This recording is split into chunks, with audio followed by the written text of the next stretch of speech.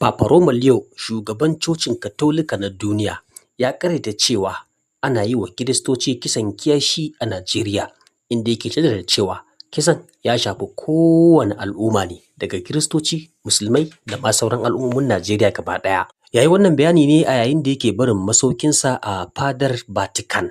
Tambayansa 'yan jaridar suka yi game da batun tsaron Kiristoci a Najeriya, sai ya ce, The government there has said that Christians are not endangered, but others say there are massacres and acts of persecution. Are Christians safe in Nigeria? And separately, what are you thinking ahead of your conversation with American youth for the National Catholic Youth Conference?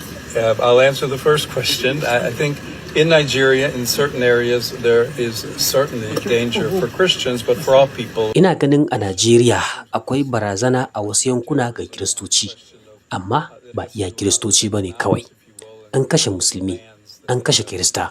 Fortunately, many Christians have died, and I think it's very important to seek a way with the government, with all peoples, to promote authentic religious freedom, respect for all people. Ita ma wannan 'yar majalisar dokoki na Amurka mai suna Sarah Jacob ta ce Donald Trump ai ganganci ma yake ya ce zai kai wani hari Najeriya. Alhalin kisan da ake yi ya shafi kowane al'umma. A cikin jawabin da ta gabatar, ta ba da misali har da sace 'yan matan sakandare da aka yi a baya-bayan nan a jihar Kebbi, inda ta ce duk waɗannan 'yan mata da aka sace fa Musulmai ne. Saboda haka ta'addanci na shafan kowane ɓangare na al'ummar Najeriya. Christian and Muslim communities is real, and the Nigerian government can and should do more to address it. I was horrified to learn of the killing of 2 people and the kidnapping of the pastor and a worshiper at a church in Kwara State. And this came only a few days after, as the chairman mentioned, criminal bandits kidnapped 25 girls in Kebbi State. But it is counterproductive to adopt oversimplistic narratives about the multiple complex overlapping security challenges and violence across the country. The victims in the Kebbi State kidnapping were all Muslim girls. So violence affects everyone.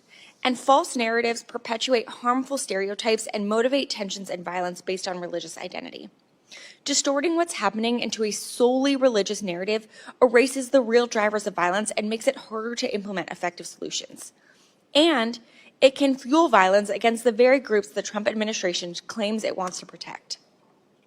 That's why I'm alarmed by President Trump's rhetoric about this violence and threats to go into Nigeria, guns a-blazing, and to wipe out terrorists. We are already receiving reports of increased tensions between Christian and Muslim populations following this rhetoric. President Trump's threat is reckless, and any unilateral military action in Nigeria would be illegal.